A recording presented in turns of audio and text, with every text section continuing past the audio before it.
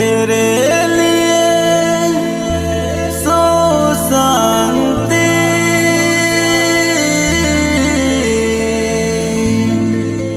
GMP के जी रहा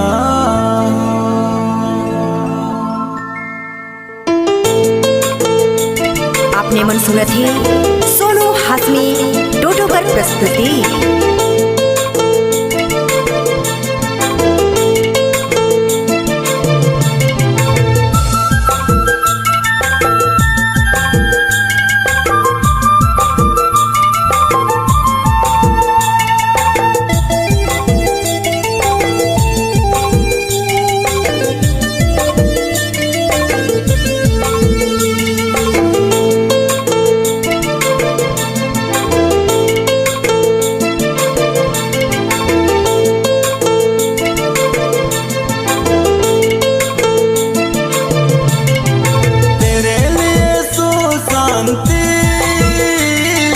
जीएमपी के जी रहा हूँ तेरे लिए सो शांति जीएमपी के जी रहा हूँ रामलाल से प्यार करके काले दिल तोड़ दिले रे दीवाना मुखे बना के सोनू हाशमी डोडोगर प्रस्तुति।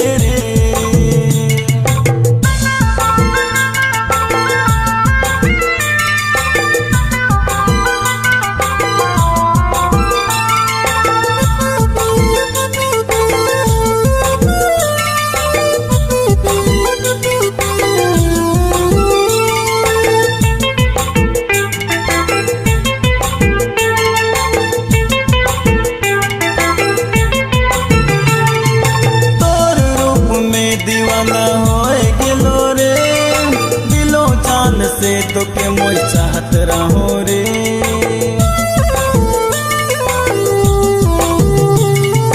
तोर रूप में दीवाना होए गेलो रे दिलो जान से तो के मोई चाहत रहो रे तेरे लिए सो शांति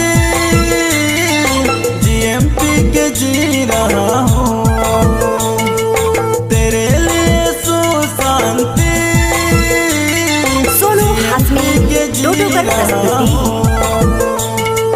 रामलाल से प्यार करके काले दिल तोड़ दिले रे दीवाना मुखे बना के कहाँ तू चल गेले रे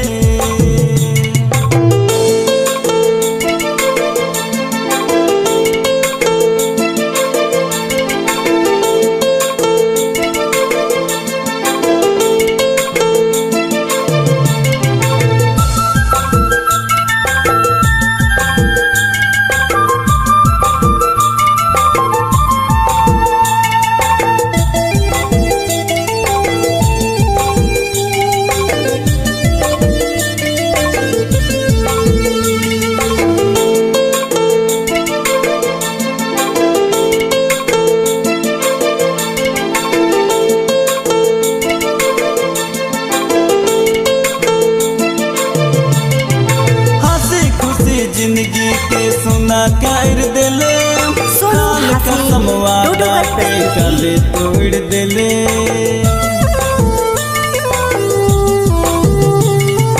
हंसी खुशी जिंदगी के सुना कर दिले काल का समवादा के गले तोड़ दिले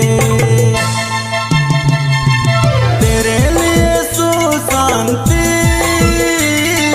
जीएमपी के जी रहा हूँ तेरे लिए सो शांति जीएमपी के जी रहा हूँ रामलाल से प्यार करके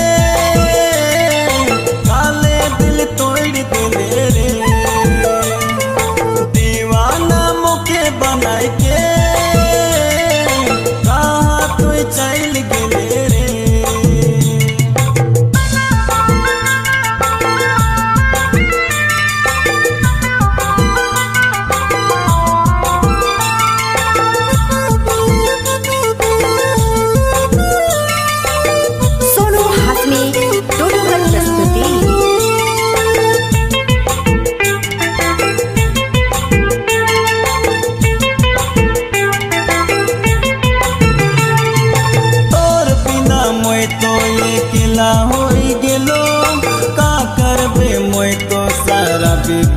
गेलो।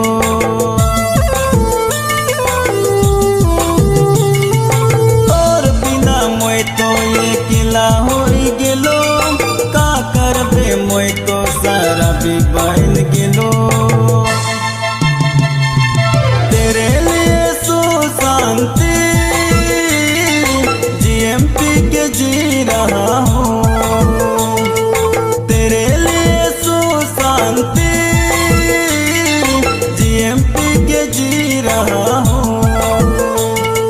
रामलाल से प्यार करके काले दिल तोड़ दिले रे, दीवाना मोके बनाए के कहाँ तो चल गेले रे।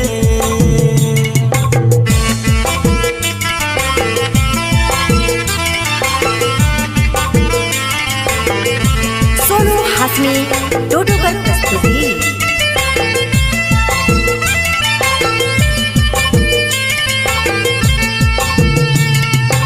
Recorded by Kamal Studio, Dumartoli, Gumla.